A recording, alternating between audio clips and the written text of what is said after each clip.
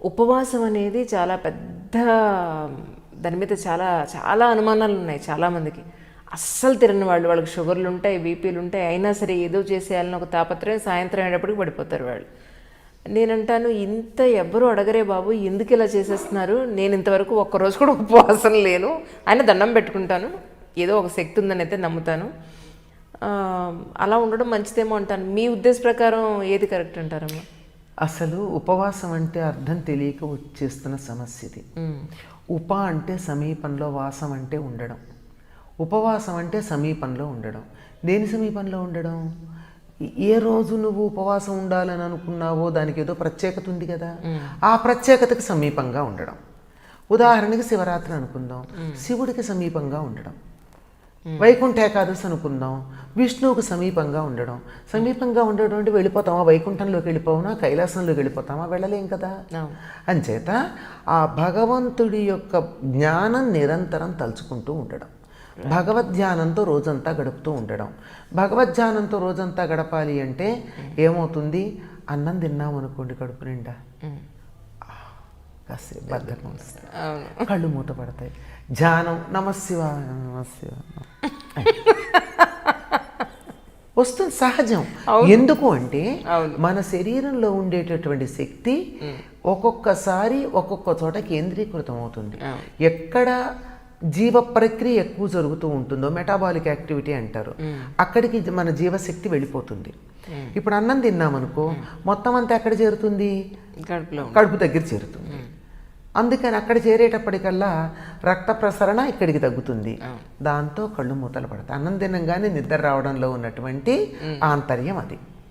అందుకని ఇక్కడ ఇలా నా కళ్ళు మూతపడకూడదు, నేను చేస్తున్న జపం మీదో, చదువుతున్న పుస్తకం మీదో, లేదా చేస్తున్న పూజ మీదో నాకు దృష్టి కేంద్రీకరించబడి ఉండాలి అంటే కొంచెం నా శక్తి ఇక్కడికి వెళ్లకుండా ఇక్కడికి వెళ్ళేట్టు చూసుకోవాలి. అందుకని ఉపవాసం చేయమన్నారు. ఉపవాసం అంటే ఏమిటో మళ్ళీ పూర్తిగా అర్థం కాల. ఉపవాసంలో తినకుండా ఉండడం ఒక భాగమే, అంతే. అయితే అసలు తినకుండా ఉండడమా? అసలు తినకుండా ఉండమని ఎక్కడా చెప్పలేదు. మనకేం చెప్పారంటే కనీసం 3 పురిసెళ్ళ నీళ్లు తాగమన్నారు. అంటే అరచేతిలో ఒకసారి నీళ్లు పోసుకుని 3 సార్లు పోసుకుంటే కేశవేశ్వ, నారాయణేశ్వ, మాధవేశ్వ అని సుమారుగా ఈ కప్పులో సగానికి అవుతాయి నీళ్లు. అంత నీళ్లు తాగి ఇక్కడి నుంచి ఇక్కడికి ఉండేటటువంటి ఈ గాలిపోయే గొట్టం అంతా శుచిగా, చక్కగా, ఇబ్బంది లేకుండా ఉండేట్టుగా చూసుకోవాలి. ఇది మామూలుగా నిత్యం చేసేటటువంటి పని. కానీ ఈ శరీరం దాని జీవ ప్రక్రియ చేసుకుంటూ పోతూ ఉంటుంది. చేసుకుంటూ ఉండేటప్పుడు లోపల రసాలు ఉత్పన్నం అవుతూ ఉంటాయి. అప్పుడు అవి ఉత్పన్నమైనప్పుడు వాటిని ఉపశమింప చేయడానికి నేను నీళ్లు తాగొచ్చు, కానీ అంతకన్నా అధికంగా తిన్నట్టయితే ఏం జరుగుతుంది? బద్ధకం వస్తుంది. ఇప్పుడైతే మనకి ఈ గ్యాస్ పొయ్యిలు అవి వచ్చే సౌకర్యంగా ఉంది. పూర్వకాలం ఇవి లేవు. వంట చేయాలంటే పొయ్యి వెలిగించాలి, పొయ్యి వెలిగించిన తర్వాత వంట చేయాలి, వంట చేశాక అందరూ తినాలి, తిన్నాక గిన్నెలు కనుక్కోవాలి, ఇది అరగాలి, అది శుభ్రం చేయాలి. ఇంతసేపు దేవుడికి దూరంగా ఉన్నట్టేనా? అందుకని వంట పెట్టుకోకండి అన్నారు. ముఖ్యంగా ఆడవాళ్ళకి చాలా సుఖం అది. వంట చేయడం, గిన్నెలు కడగడం, వడ్డించడం, ఎంగిళ్ళు ఎత్తడం, ఇలాంటివన్నీ ఆ టైం కూడా దేవుడి దగ్గర ఉండొచ్చు. అందుకని ఉపవాసం అన్నప్పుడు నేను తినకుండా ఉండలేను అంటే పచ్చివి ఏవైనా తినండి. పాలు తాగచ్చు. పాలు బలాన్ని ఇస్తాయి, నీరసం రాకుండా చేస్తాయి, పొట్ట మీద బరువు కలిగించవు. చేత పాలు తాగినందువల్ల నిద్ర వస్తుందని ఏం లేదు, హాయిగా చురుగ్గానే ఉంటాం. లేదు ద్రవ పదార్థం తింటే కూడా నాకేమిటో అలవాటైపోయి నా పొట్ట కాస్త వెయిట్ లేకపోతే నాకు ఖాళీగా అనిపిస్తోంది అంటే పండు తినండి, పళ్ళరసం బదులు. కొంచెం కాసేపు బరువు అనిపిస్తుంది కదా, ఒక అరటిపండు తింటే వెయిట్ ఉంటుంది కదా. అంచేత అలా ఏదన్నా తింటే ఏం బరువేం కాదు, అది తిన్నందువల్ల నిద్ర రాదు. కనుక శరీరానికి బలం కలుగుతూ, జీర్ణకోశానికి బరువు కలగకుండా, మెదడు చురుకుగా పనిచేసేటట్టుగా, మనసు మేలుకుని ఉండేటట్టుగా, జాగృతమై ఉండేటట్టుగా ఉండే తేలికపాటి ఆహారం తీసుకోవడంలో తప్పు లేదు, తీసుకోవచ్చు. లేదు నేను అది కూడా లేకుండా నేను ఉపవాసం ఉండదలుచుకున్నాను, నీ శక్తి ఉంటే ఉండు. ఎందుకంటే ఏదైనా ఒక పని చెయ్యాలి అని అనుకున్నప్పుడు మనం కొన్నిటిని త్యాగం చేస్తాం. నేను ఇది చెయ్యను అది అయ్యేదాకా అని.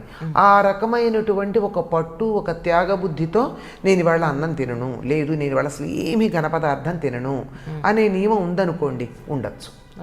ఉండగలిగితే, అది కూడా మళ్ళీ ఉండగలిగితే ఉండొచ్చు. ఎప్పుడైనా సరే ఇక్కడ కూర్చుని నేను జపం చేసుకుంటూ ఉంటే వంటింట్లో వంట చేసే వాళ్ళ వాసన రాగానే అబ్బా ఎప్పుడు ఈ పూజ అయిపోతుందా అని అనిపించిందంటే అయిపోయింది నీ ఉపవాసం.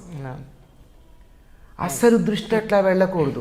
మొదట్లో కొంచెం కష్టమే కానీ రాను రాను ఇవాళ ఉపవాసం ఉంటాను అని అనుకున్నప్పుడు అసలు ఆహారం మీదకి మనసు పోదండి.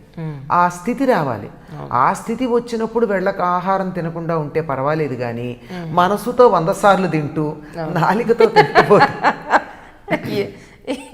అవును, దానివల్ల ఎక్కువ ప్రయోజనం ఉండదు. ఎక్కువ సార్లు దాన్నే తలుచుకుంటూ శివ శివ అనకుండా అన్నం అంటూ తలుచుకుంటూ కూర్చుంటే అది ఉపవాసం కదా, లంఘనం అన్నారు దాన్ని.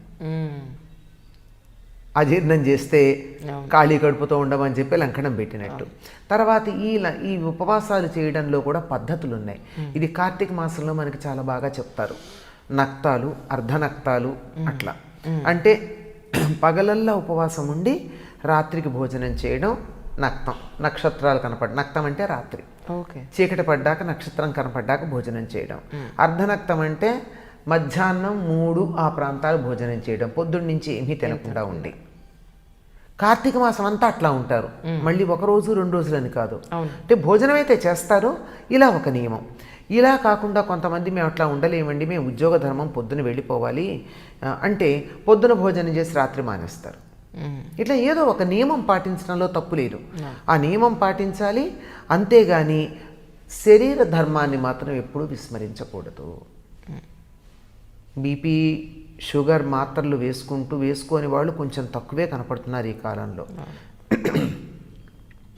ఆ విధంగా మాత్రలు వేసుకుంటూ ఖాళీ కడుపుతో అవి వేసుకుని రకరకాల అనారోగ్యాల పాలై ఇంట్లో వాళ్ళని బాధ పెట్టే కన్నా ఇలాంటి తేలికపాటి ఆహారాలు తీసుకుంటూ ఉండడం మంచిది. అయితే ఈ ఆహార నియమం అన్నది అనేక రకాలుగా ఉపయోగపడుతుందమ్మా. క్రిస్టియన్స్ కూడా లెంట్ పీరియడ్లో 40 రోజులు ఒక నియమం పాటిస్తారు. ఏదో ఒకటి, నేను ఈ నెలంతా తీపి పదార్థాలు తినను, నెల కాదు 40 రోజులు. లేదు నేను ఈ నెలంతా మాంసాహారం తీసుకోను, లేదా ఈ నెలంతా నేను ఫలానా పదార్థం పండు తినను, ఇలా ఒక నియమం పెట్టుకుంటారండి. మనకి తెలియదు వాళ్ళు చేసేవి చాలా వరకు. వాళ్ళు కూడా చాలా స్ట్రిక్ట్గా చేస్తారు. మనం వీధిన పడి చెప్పుకున్నట్టుగా వాళ్ళు చెప్పుకోరు కనుక ఆ విధమైనటువంటి నియమం ఏమవుతుంది, మనసుని నియంత్రించడానికి ఉపయోగపడుతుంది. అసలు మానకల్లా అంటే ఏది పడితే అది, ఎప్పుడు పడితే అప్పుడు తినాలనుకుంటే తినేయడమేనా? లేదు, నువ్వు ఆగు, నాలిక నువ్వు కొంతసేపు వెయిట్ చెయ్యి అని చెప్పి నాలికను అదుపులో పెట్టుకోవడం అన్నది అక్కడ నియమం. ఇంకా వాళ్ళు చాలా నియమాలు పాటిస్తారమ్మా. ఉపవాస నియమం అంటే అటు రంజాన్ కానీ ఇటు లెంట్ కానీ వాళ్ళు పాటించే నియమాలు మన ఉపవాస దీక్షలో మనం పాటించట్ల. వాళ్ళు పొరపాటును కూడా ఒకళ్ళని తిట్టరు. ఆ సమయంలో కోర్టులకు వెళ్ళరు, చాలా జాగ్రత్తగా ఉంటారు. మనం సత్యనారాయణ పీట మీద కూర్చుని ఎవరన్నా ఫోన్ చేస్తే నేను ఇంటో లేనని చెప్పమని కొడుకు చెప్పేటటువంటి వాళ్ళం మనం అంటే దేవుణ్ణి కూడా మనం సత్యదేవ వ్రతాన్ని చేస్తూ శుభ్రంగా అబద్ధాలు చెప్పేసి వాళ్ళకి ఏం ఫలితం ఉంటుంది? వారం వ్రతం చేసుకున్నా, నెల వ్రతం చేసుకున్నా ఫలితం ఉండలేదు. కనుక ఒక నియమం పాటించడం కోసం, మనసుని నియంత్రించుకోవడం కోసం చెప్పుకున్నదే తప్ప శరీర ధర్మాన్ని అతిక్రమించి చేయకూడదు. పైగా ఉపవాసాల గురించి చెప్పింది పసిపిల్లలు, మరీ వృద్ధులు, బాలింతలు, గర్భవతులు, అనారోగ్యం చేసి కోలుకుంటున్నటువంటి వారు, పొలానికి కానీ ఇంకో పనికి కానీ వెళ్ళి కాయ కష్టం చేసి బతకాల్సినటువంటి వాళ్ళు, అటువంటి వాళ్ళు ఉపవాసం చెయ్యొద్దు అని చెప్పింది శాస్త్రం. చూడండి, ఇది మర్చిపోయాం మనం. ఏదో ఒకదాన్నే పట్టుకుంటారు మన వాళ్ళు. అది తర్వాత ఇలాంటి కటిక ఉపవాసాలు చాలా దోషమని కూడా చెప్పింది. నిర్జల ఉపవాసం 1 సంవత్సరంలో ఒక్కసారి మాత్రమే చేస్తారు. ప్రతిసారి నేను ఉపవాసం ఉన్నాను గనక నీళ్లు దాగను, ఉమ్మి మింగను, ఇదంతా కొంచెం కఠినమైనటువంటి పద్ధతి, కొంచెం తమోగుణ ప్రకోపాన్ని కలిగించేటటువంటిది. మరి రాక్షసులు కూడా తపస్సు చేశారు, అవునండి, ఋషులు చేశారు, అవును. దేవతలు చేశారు. రాక్షసుల తపస్సు ఎట్లాంటిది, మునుల తపస్సు ఎట్లాంటిది చూస్తే మనకు అర్థం అవుతుంది. కనుక ఉపవాసాలు కూడా మనం రాక్షసులు చేసినట్టు కాక మనుషులు చేసినట్టు చేద్దాం. శరీర ధర్మాన్ని అనుసరించి శరీరం చెప్పినట్టుగా వింటూ రేపొద్దున మనం ఇంకోళ్ళ మీద ఆధారపడాల్సిన పరిస్థితి రాకుండా ఉండేటట్టు, అవును, అవును, ఒకళ్ళు అని తిట్టుకోకుండా ఉండేటట్టు నియమం పాటిస్తే చాలండి. ఉపవాసం, నేను ఇవాళ భోజనం చేయట్లేదు ఉపవాసం ఉన్నాను గనక అని చెప్పి వంటిల్లు కడుక్కోవడమో, పుస్తకాలు సర్దుకోవడమో, పెట్టెలు సర్దుకోవడమో, ఇంకో చోటకి వెళ్ళడమో, షాపింగ్ చేయడమో చేస్తే అది ఉపవాసం అవుతుంది, లంఘనం అవుతుంది. కనుక ఆ ఎంతసేపు ఉపవాసం అనుకుంటారో అంతసేపు దైవధ్యానం చేస్తే ఉపవాసం, లేకపోతే కాదమ్మా.